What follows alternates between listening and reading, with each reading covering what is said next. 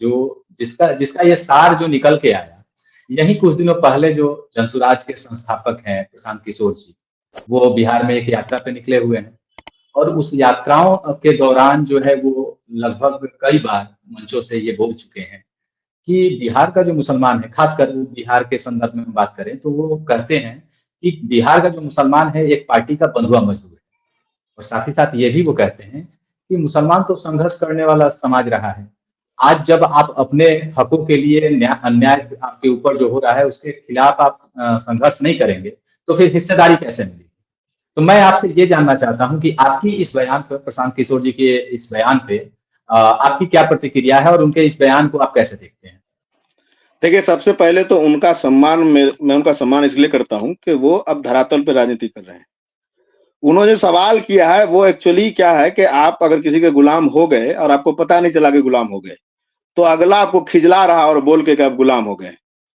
यहाँ भी सवाल जो है ना अवसर की समानता का है। आप ये बताइए, प्रशांत किशोर जी अगर मोदी जी के साथ नहीं होते तो कौन जान रहा था उनको? आज मुसलमानों के बोल रहे हैं संघर्ष का, तो ज्ञान और क्षमता पे सवाल कर रहे हैं। वो कौन सा पॉलिटिकल साइंस से पीएचडी है, पॉलिटिकल काम कर रहे हैं। वो मानव स्वास्थ्य के लिए कर रहे थे ना काम यूएन में, जैसे मैं आपने मेरा बोला आईसीएसआर के लिए मैं कर रहा हूँ प्रोजेक्ट पे काम, वैसे ही ये मानव स्वास्थ्य के लिए हैदराबाद में काम कर रहे थे, बाद में विदेश गए प्रोजेक्ट पे। तो मोदी जी ने उस पे उन्होंने कुछ लिखा और मोदी जी ने पिक किया उनको, फिर जाके वो बने ना पीके, जो पीके हैं।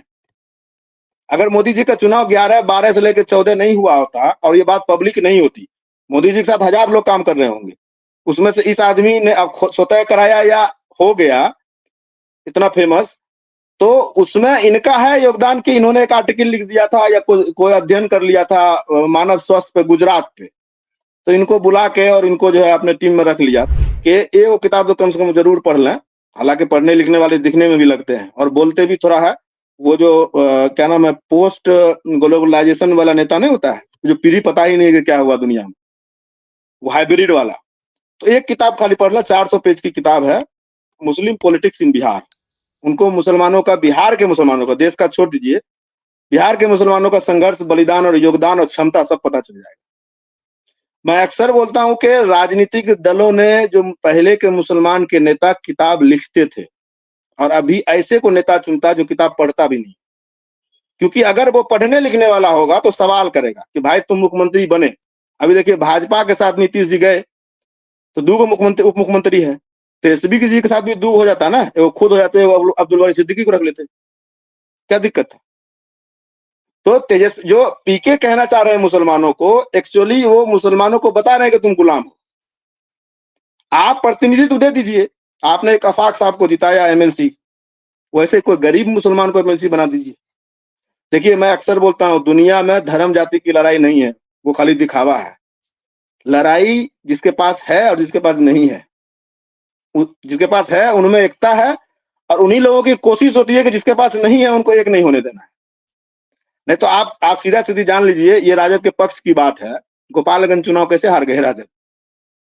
इन्हीं का मामू खड़ा हो गया, एमआईएम से खड़ा हो गया, सबका वोट मिला के देखिए कैसे हारे। जैसे ये हारे हैं गोपालगंज में, ऐसे ही ये मुसलमानों को हराते हैं आपस में खेला खेला के। अब्दुल गफूर साहब की बात मैंने आपसे किया, गफूर साहब चुनाव कहां से लड़ते थे? दर्शकगण पता करें, और उनके खिलाफ कौन कैंडिडेट होता था, और कहां से 2 बार लोकसभा वो जीते हैं, और उनके खिलाफ कौन कौन कैंडिडेट होता था? किसने गफूर जी को सत्ता से हटवाया? नहीं, आप दर्शकों को बता ही दीजिए, ये क्विज का क्वेश्चन छोड़ के बता जैसे देखिए गोपालगंज सीवान आप साबुद्दीन साहब के नाम पे जानते हैं, ठीक है? उनसे पहले गफूर साहब वहां से सांसद हुआ करते थे, उस क्षेत्र से। गोपालगंज सीवान जब एक हुआ करता था, एक जिला हुआ करता था, तो वहां से वो 2 बार सांसद रहे हैं, 84 और 96 में। 84 में वो कांग्रेस से थे, फिर 96 में वो समता पार्टी से आए। उसके खिलाफ राजद कैंडिडेट देती थी, और देना भी चाहिए, राजनीतिक दल है तो क्या काहे नहीं देगी। तो सिर्फ सीवान की वजह से ही गोपालगंज, साबुद्दीन साहब की वजह से ही गोपालगंज सीवान नहीं है। और जहां तक ठीक है, वो तो एक विषयांतर हो जाएगा।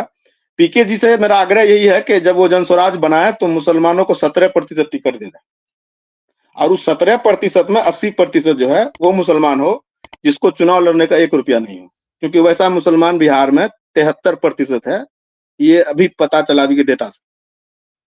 और एक किताब वो पढ़ लें, दूसरा कि जितना उनको अवसर मिला है जीवन में, उतना वो किसी एक मुसलमान को जिसको खाली पढ़ना लिखना आता है, उसको दे दें, उनसे बेहतर करके दिखा देगा। मुसलमान के पास इतनी क्षमता है।